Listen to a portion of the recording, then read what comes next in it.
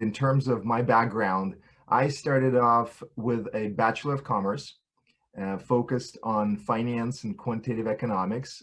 And I entered mergers and acquisitions right after my third year of university. It was my summer job, doing deals, helping owners of businesses sell their companies. And then that progressed into me still working in mergers and acquisitions while completing my studies in my fourth year.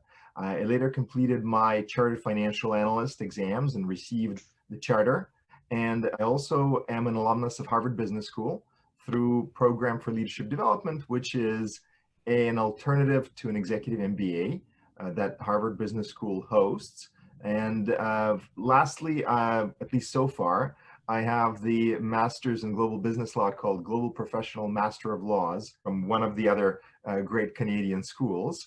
And as far as the experience of doing deals, I've acquired it over the last, call it 17 or 18 years in a variety of types of deals, types of transactions, which have included divestitures, mergers, acquisitions, carve-outs. I've been participant and leader of transactions that have been for strategics, for ultra high net worth families, family offices. We've restructured a venture capital fund. And so I definitely have a variety of types of deals, as well as a variety of clients whom I've been able to serve successfully and to which I've been able to add value.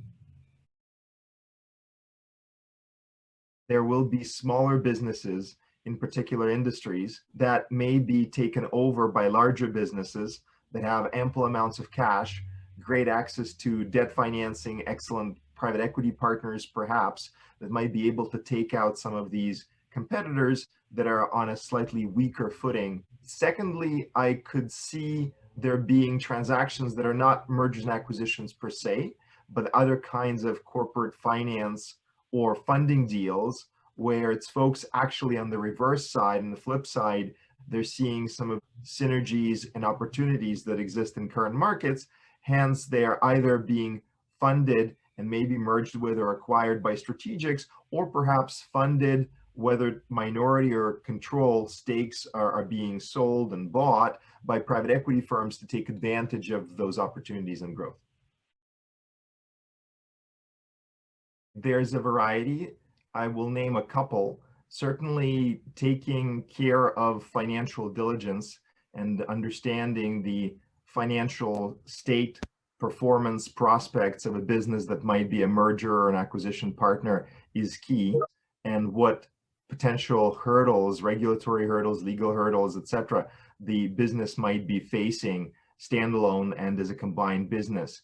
And the last one I'll mention is certainly organizational fit, cultural fit, how the business might be able to be even more successful, hopefully, together is key and is something that, unfortunately, as history of mergers and acquisitions shows, some businesses have overlooked at their peril.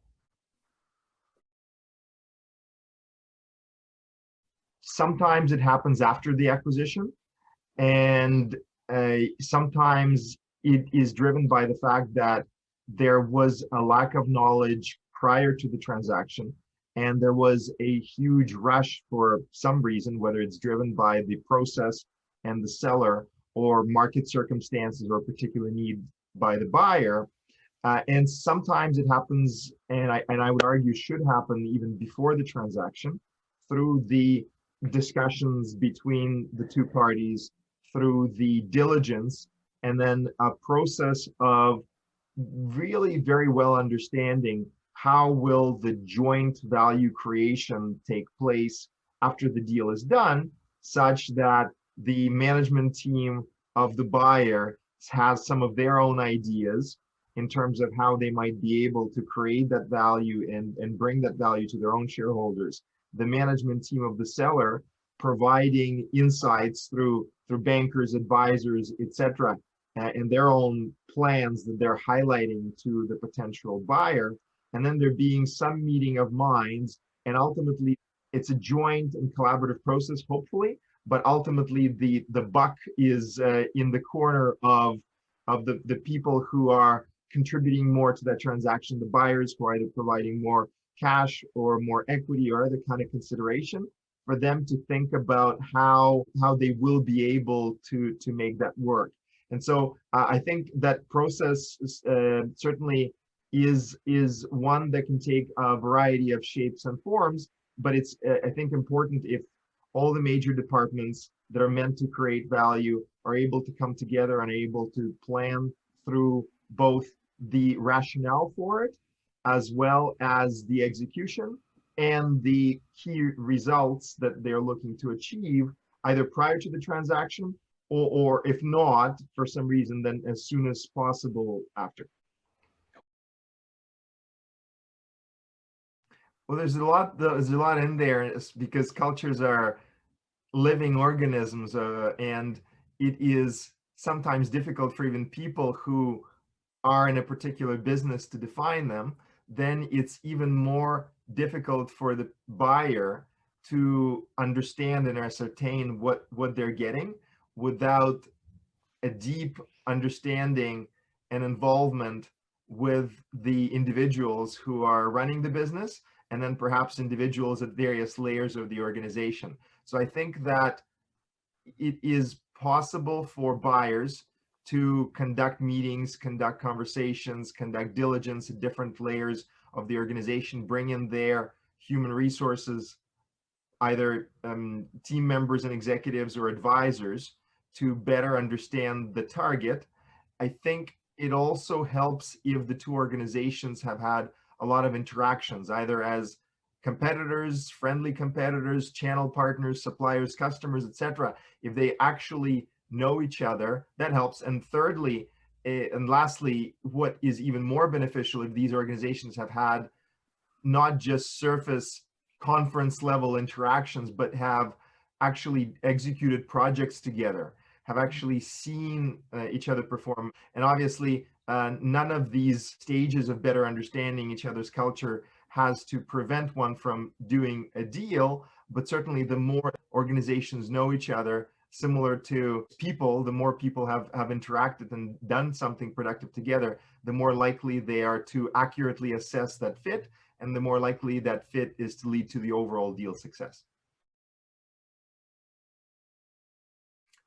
Normally, I think of the continued success of the actual business units that have been acquired through their continued growth, through their continued profitability, and also through visible value creation of the overall value of the combined enterprise.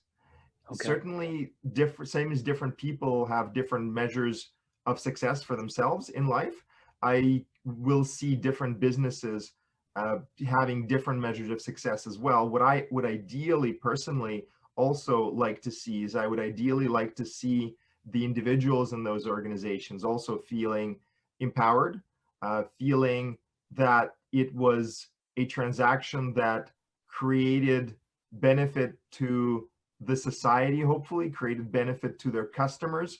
So I could see a lot of different parameters, certainly from the high level of the review of combination of businesses, the financial metrics are paramount. And then also the original objectives that are set at the outset are also very important, such that if the financial objective was one of these, but perhaps getting an advantage in a area that is of strategic importance is an initial objective. If perhaps, and we talked a little bit earlier about culture, is injecting the culture of innovation and the culture of celebrating technological success, celebrating perhaps some small failures and growing through them. If that was important as one of the reasons for the transaction, then certainly tracking that reason to was that reason and was that objective reached, that would seem extremely important. Second largest merger of all time was the AOL Time Warner merger in 2000. The reasons that have been cited for its lack of success have been that it was done at the wrong time. It was done at the top of the dot-com bubble. And also one of the features of some of the big failures is overpaying for businesses. There might be some great businesses out there with fantastic teams. In order for the deal to also work, it's got to make sense financially for the buyer or the merger partner. That's one of the reasons of that particular transaction's failure. There were others, and in fact, we have spoken about culture and the importance of an organizational fit, and that was certainly one of the problems with AOL Time Warner, where the cultures were quite distinct, quite different. It's been cited that people at AOL were quite encouraged by the tech bubble, were quite encouraged by their success up until that point, and were not very accepting of the old and slow, in their view, Time Warner organization. So there was a lack of cohesion subsequent to the transaction. And then additionally, what we talked about on figuring this fit out, understanding and diligencing the potential partner, from records that I've seen subsequently, it looks like there was the standard financial diligence, standard legal diligence, but people didn't spend as much time on strategy, didn't spend time on cultural fit, and hence the tremendous loss of value for the shareholder of that combined business. Admittedly, I haven't seen just one. I've seen many. Having said that, thinking about value creation and all the many various ways how that could be accomplished, I think is paramount.